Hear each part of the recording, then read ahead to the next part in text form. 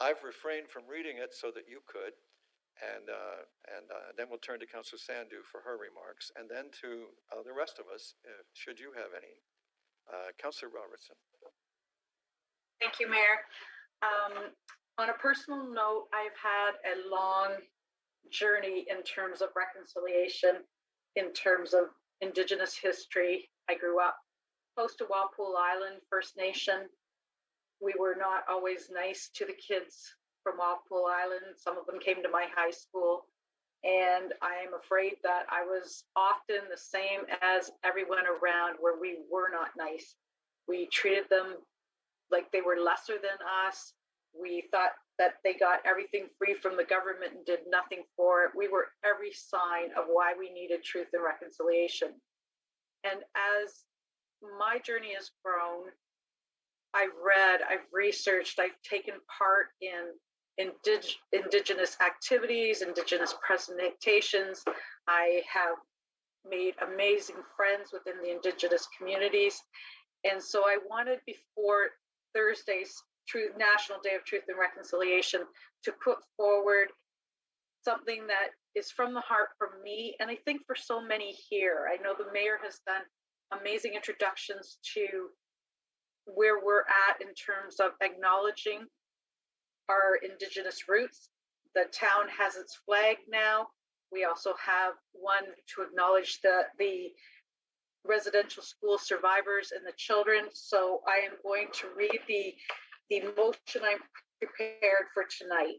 Whereas the Truth and Reconciliation Commission released its final report on June 2nd, 2015, which included 94 calls to action to redress the legacy of residential schools and advance the process of Canadian reconciliation.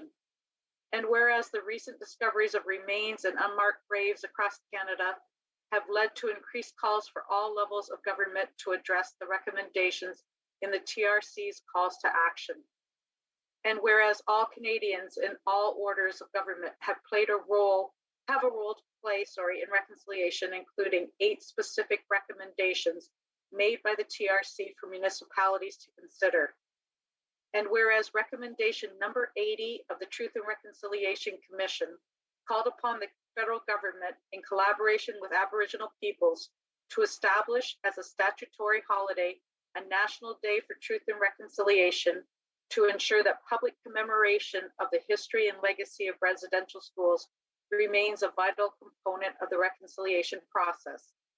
And whereas the federal government has announced September 30th, 2021 as the first National Day for Truth and Reconciliation, the National Orange Shirt Day, and a statutory holiday.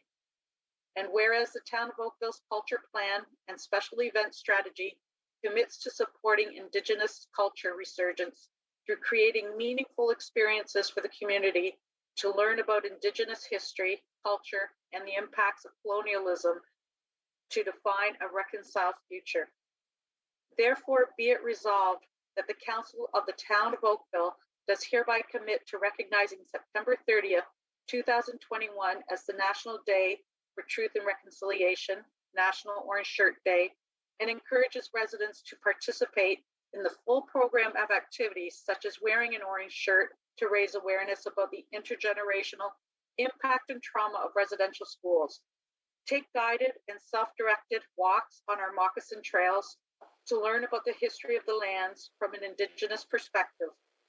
Enjoy Indigenous performances at the OCPA and watch Indigenous films, as well as read books about Indigenous history recommended by the Oakville Public Library. And further, be it resolved that staff review the 8 recommendations that the Truth and Reconciliation Commission pertaining to municipal responsibilities and report back to Council with a proposed call to action where appropriate. And that an orange crosswalk be installed to commemorate all Indigenous children and demonstrate the town's ongoing commitment to an inclusive community, including our local Indigenous community, and staff report back to Council on the funding and implementation plan. And that Council directs staff to explore opportunities for further initiatives and partnerships in consultation with our Indigenous community members and Mississaugas of the Credit First Nation to commemorate all Indigenous children, support cultural resurgence, and recognize our local Indigenous community.